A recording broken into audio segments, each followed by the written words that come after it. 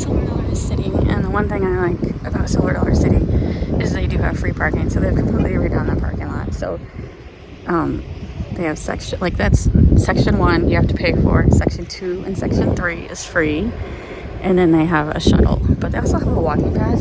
Since we're an hour early and I like a little exercise, I'm walking. So they have a shuttle and a bus. Interesting. So it's free, and I don't really think it's a bad walk at all, but they do have preferred.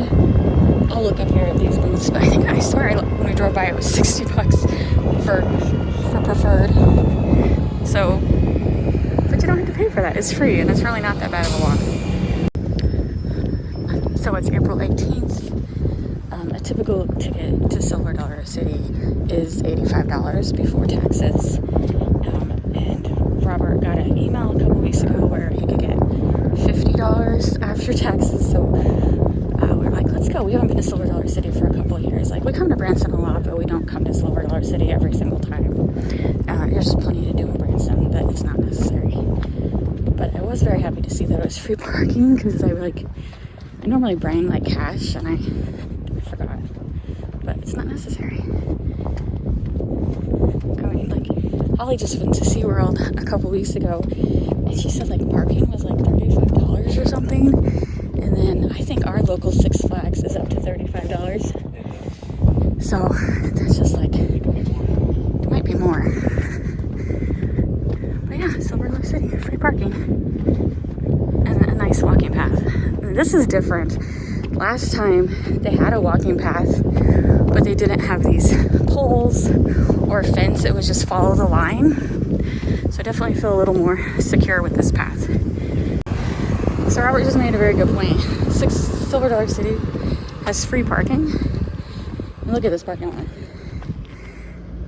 It's beautifully paved. If you've ever been to... It goes over the hills over there.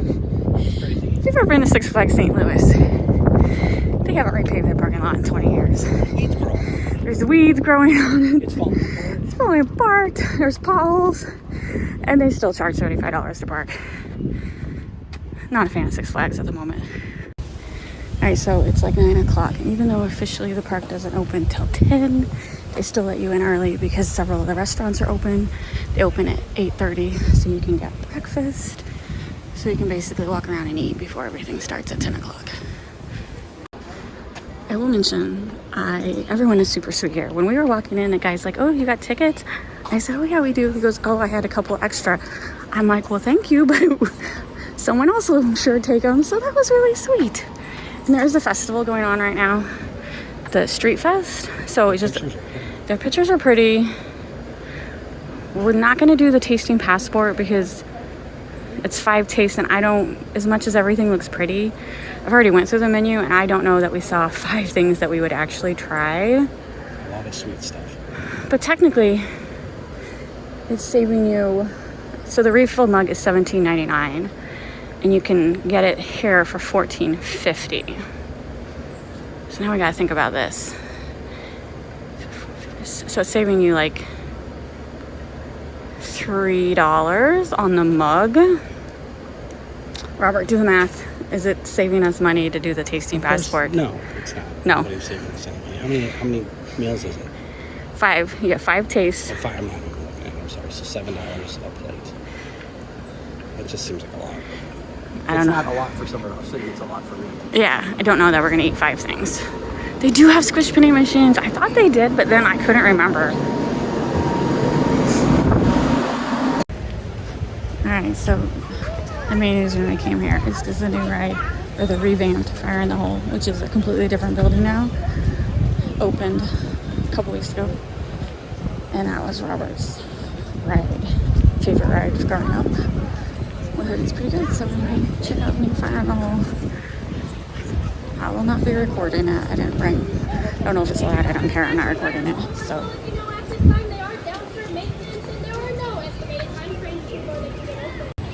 Alright, well that's an absolute bummer. We just walked by and Fire in the Hole is down for maintenance.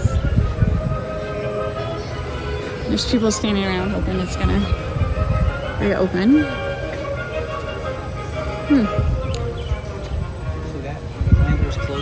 This He's the way. guy that lost his pants. Let's say this whole building is like new.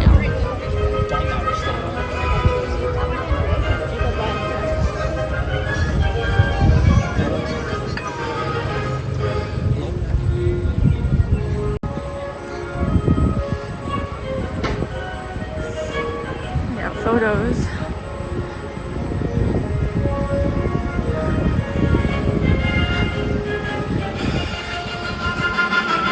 So there are people that are gonna wait in line. I think we'll come back. I don't think we'll wait in line. All right, we're gonna take a chance and wait in line because we don't really have anything else to do. No hurry, we got all day. All right, so we're about ready to give up. We've been waiting for an hour and a half. We have no estimates. And there's a couple in front of us that was gonna be like our decision. So her daughter came on Sunday and it didn't open till 5 p.m. and the park closed at 6. So she didn't get to ride it because it was only open for an hour. So the employees can like not guesstimate at all when it's gonna be fixed. Like there's actual maintenance people fixing something on it. So I don't know.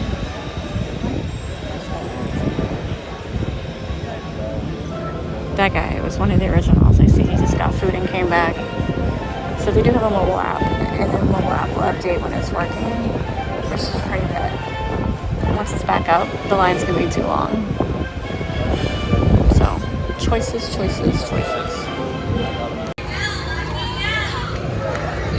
Alright, so I don't know. We're just gonna walk around and look for something to eat. It's disappointing because that was one of the main reasons we came to ride that ride. And you think like a new ride wouldn't break down, but apparently it's not true at all.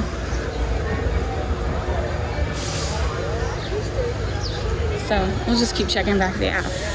Maybe we'll come back, maybe we won't, I don't know. The only thing I didn't like is like they wouldn't even like guesstimate how long it's gonna take to fix. It's like, oh, I can't, you know. And when that lady said on Sunday, it took them the whole day to get it running. I was like, man, something's wrong with this ride. I think they opened it too soon. All right, we're just wandering around. And they have this people random flower parade.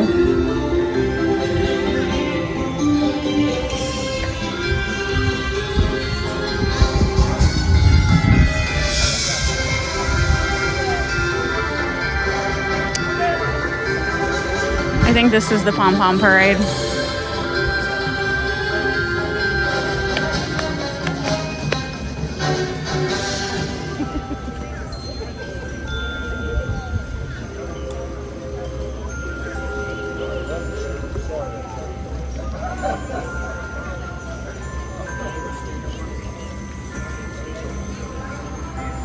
I'm not going to twist around.